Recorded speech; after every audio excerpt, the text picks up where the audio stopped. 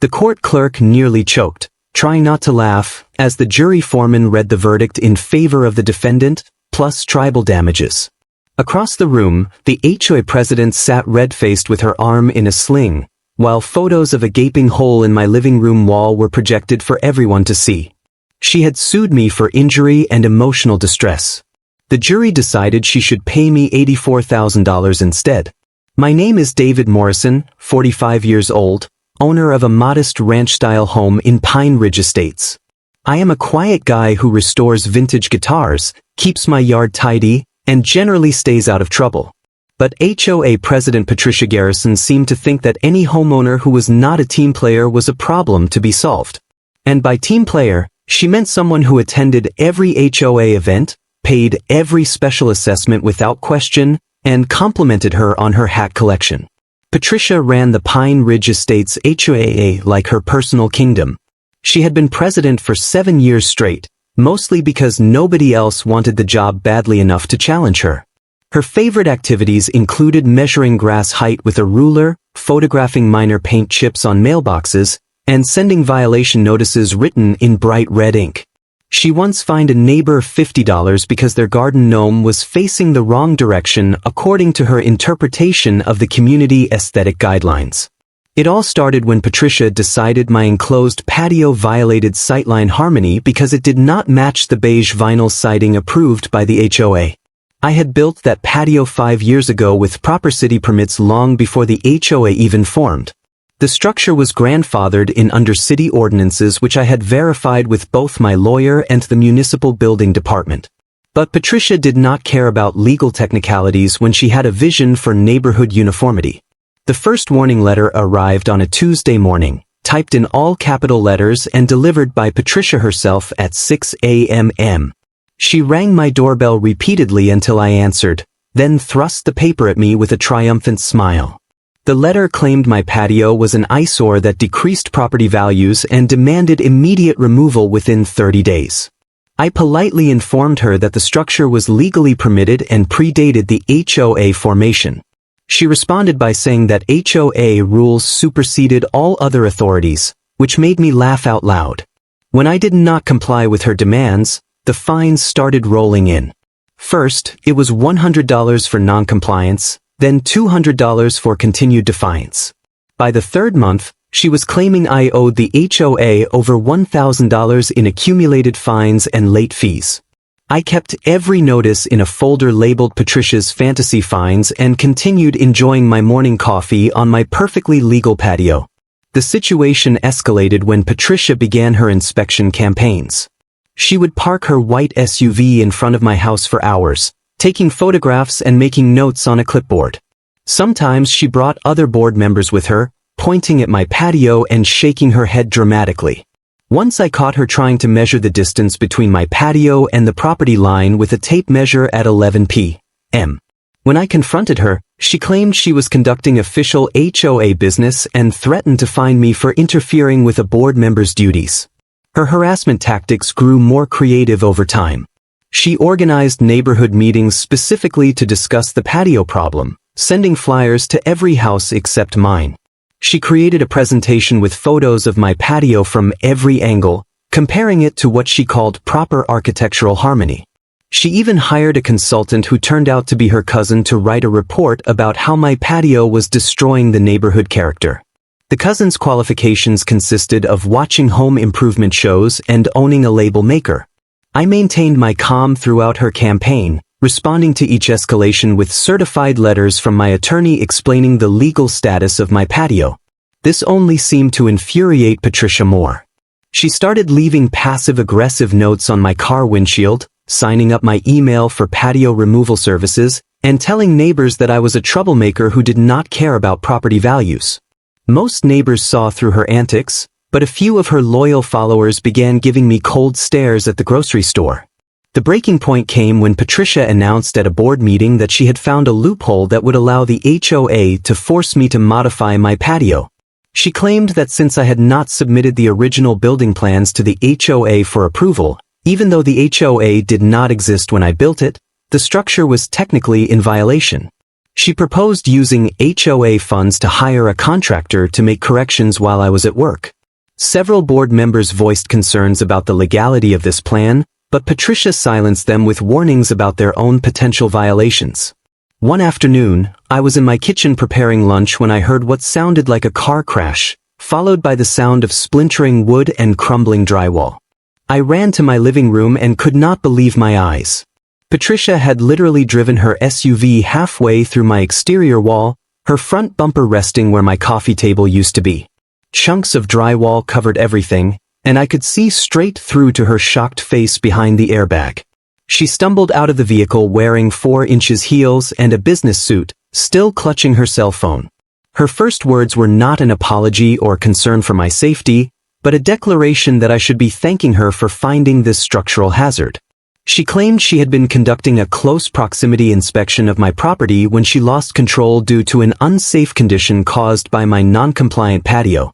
The fact that my patio was on the opposite side of the house from where she crashed seemed lost on her. When the police arrived, Patricia immediately began explaining that she was the HOA president conducting official business. The officer, clearly unimpressed, asked if official HOA business included vehicular assault on residential structures. She insisted that she had simply been trying to get a better view of my property when her heel got caught on the gas pedal. The officer noted in his report that she appeared to have been texting while driving, and that tire marks showed she had veered off the road entirely before impact. The damage was extensive. The entire living room wall needed to be rebuilt. My hardwood floors were destroyed and several pieces of furniture were total losses. My insurance adjuster took one look at the scene and asked if someone had intentionally rammed my house. When I explained the situation, he shook his head and muttered something about this being a first in his 20-year career. He took detailed photos and measurements while Patricia stood in my yard, calling her insurance company and loudly blaming my hazardous property. I filed an insurance claim and provided the police report to my attorney. 2 weeks later, while my wall was still covered with a tarp and my living room looked like a construction zone, I received a certified letter. Patricia was suing me for $25,000, claiming personal injury, emotional distress, and damage to her vehicle. Her lawsuit alleged that my non-compliant structure had created a visual distraction that caused her accident. She also claimed ongoing trauma from the incident that prevented her from fulfilling her HOA duties. My lawyer read the lawsuit 3 times, each time laughing harder than the last. He called it the most ridiculous filing he had seen in 30 years of practice. Patricia had attached a binder of HOA bylaws, her own inspection reports, and a medical note from a chiropractor claiming she had suffered whiplash. She had also included a detailed breakdown of her emotional distress, including anxiety about property values and nightmares about non-compliant patios. We countersued for property damage, trespassing, and harassment. My lawyer was particularly excited about the harassment claim as I had documented every letter, fine, and midnight measuring session. He subpoenaed Patricia's phone records, which showed she had been actively texting about HOA violations at the exact time of the crash.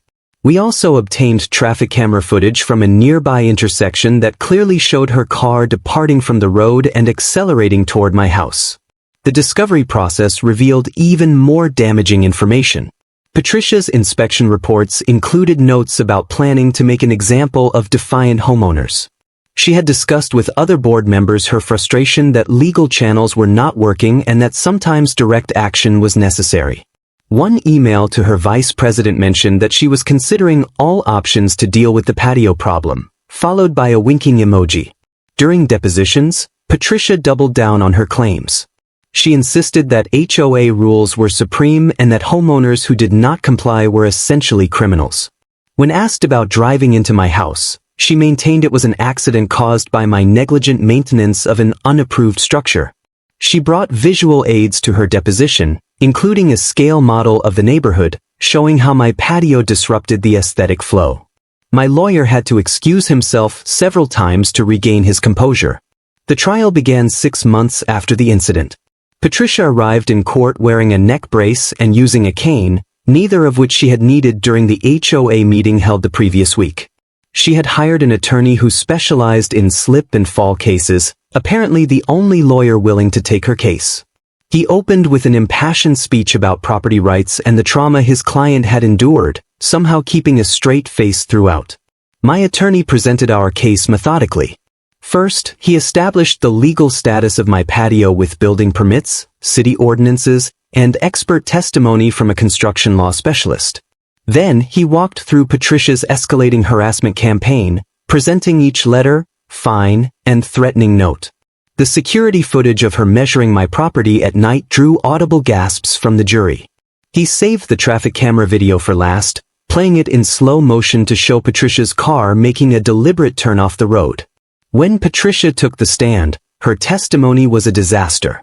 She insisted that HOA presidents had special authority that superseded local government, citing no actual law to support this claim.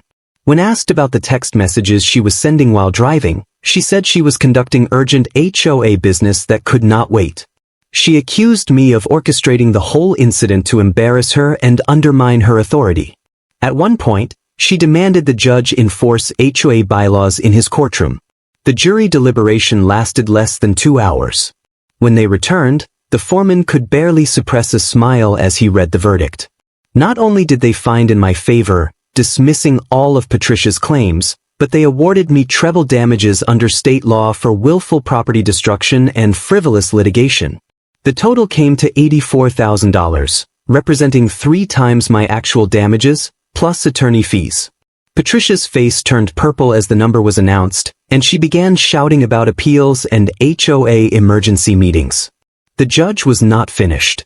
He issued a restraining order preventing Patricia from coming within 100 feet of my property and recommended that local authorities investigate her abuse of HOA power. He noted that using a vehicle as a weapon, even against a structure, could have resulted in criminal charges and that Patricia was fortunate to only face civil penalties. His final words were a warning that any further harassment would result in contempt of court charges. Patricia was removed from her HOA president position at an emergency meeting the following week. The vote was unanimous, with even her former supporters distancing themselves after the trial revelations. When the results were announced, she stood up and declared that the HOA would regret this betrayal and that property values would plummet without her leadership. Her dramatic exit was somewhat undermined when she tripped over her 4-inch heels and had to be helped up by the very board members who had just voted her out. She threatened to sue everyone present, but left when reminded of the judge's warnings about frivolous litigation.